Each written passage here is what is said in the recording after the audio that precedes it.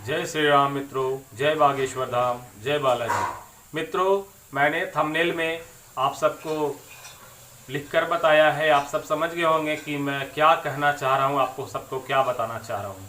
दरअसल क्या हुई है, आज कल नागपुर में जो अभी कथा हुई थी और कथा जो चल रही थी, तो क्या हुआ कि बागेश्वर धाम सरकार अचानक ही 11 तारीख को वो निकल कर जो है अपने बागेश्वर धाम स्थान पर पहुंच गए थे, छतरपुर।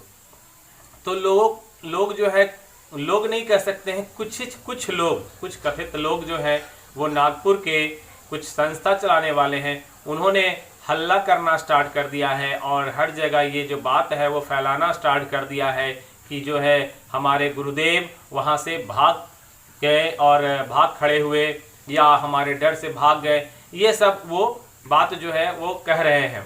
मगर मैं कहना चाहता हूँ कि जब आपको किसी तरह का, आप बोल रहे थे कि मैं चैलेंज देता हूँ या मैं क्या क्या कर रहा हूँ, मैं देखना चाहता हूँ, तो आप जब उतना दिन जब वो रहे वहाँ पे, बागेश्वर गुरुजी वहाँ पे इतना दिन वो कथा चलाए, दरबार चलाए, तो आप क्यों नहीं जाकर वहाँ बैठकर देखे या फिर अपने लोगों को भेज कर देख लेते कि क्या उनकी चमत्कार है, क्या उनमें महिमा है। ये देखने की चीज़ होती है, किसी से कंपटीशन और किसी से चैलेंज करने की चीज़ नहीं होती है।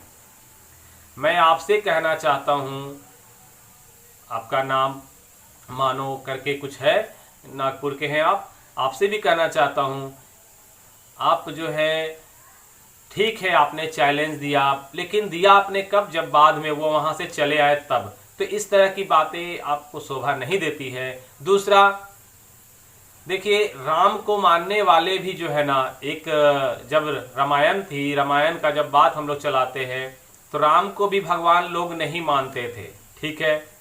श्री कृष्ण को भी भगवान बहुत सारे लोग नहीं मानते थे, मगर जो नहीं मानते थे और कुछ लोग मानते हैं या आज मान रहे हैं, तो अभी भी ऐसा है।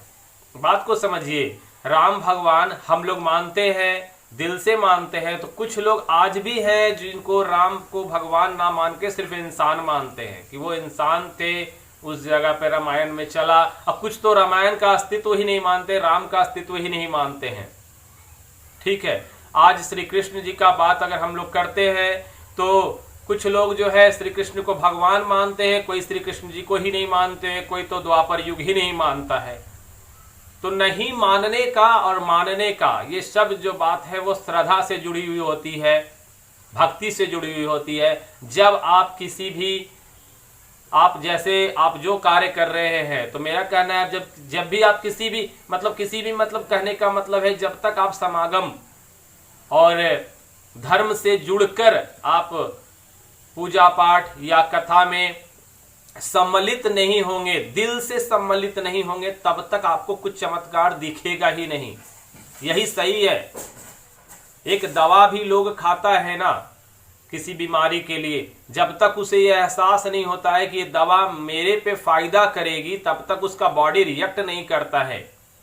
बॉडी रिएक्ट कब करता है, जब उसे अंदर से संतुष्टि होती है कि मैंने डॉक्टर के पास गया, दवा खाया तो जाके अब ठीक हो जाऊंगा, तभी वो दवा उस पर असर करती है। ये साइंस भी कहता है कि बॉडी खुद समझती है, उसमें एक इम्यूनिटी सिस्टम है, वो खुद सोचती है। उसको जितना आप बहला लो, जितना बहका के रखो, जितना अच्छे से रखोगे, उतना बॉडी आपकी अच्छी रहेगी। तो आपको मैं कहता हूं कि श्रद्धा भी एक ऐसी ही चीज है। श्रद्धा किसी को दिखाने का चीज नहीं होता, ये दिल की चीज है, दिल से मानने का चीज है।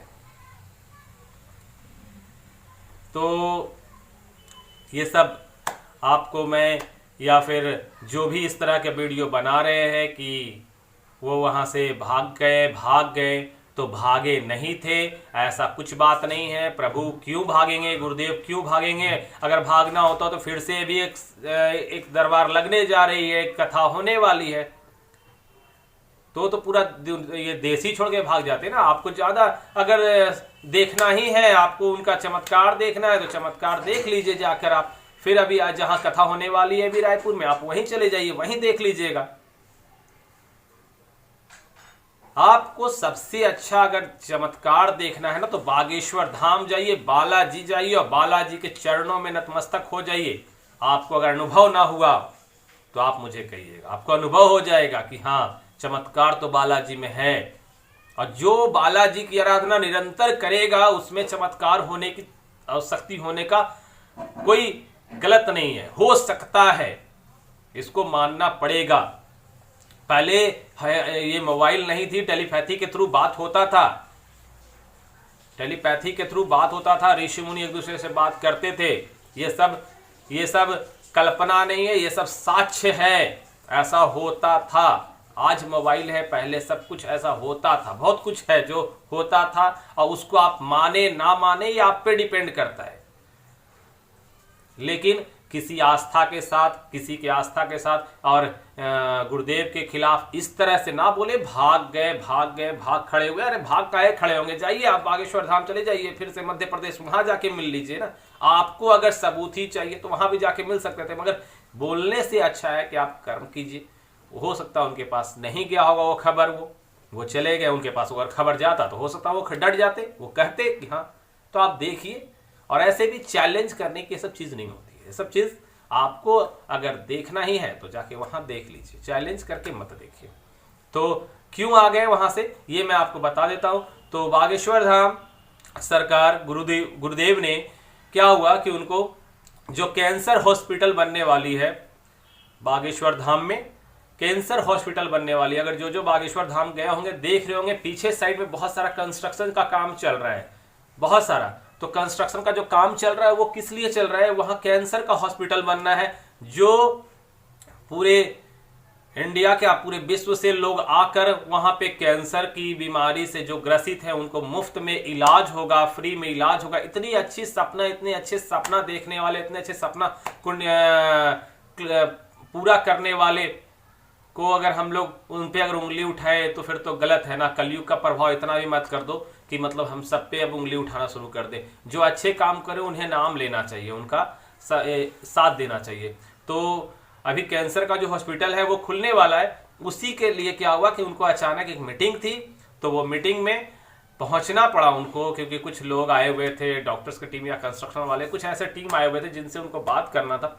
तो उसके लिए ही वो वहां से आए और अपनी मीटिंग को अटेंड किए, बस। और कोई बड़ी बात नहीं थी। और बात रहा वो सब वहां, तो ऐसे भी वो पहले से ट्वीट भी कर रहे थे कि यहाँ तक ही तक रहेंगे, तो लोग समझते नहीं है और जाने के बाद बहुत कुछ उलट सलट बोल दिए है।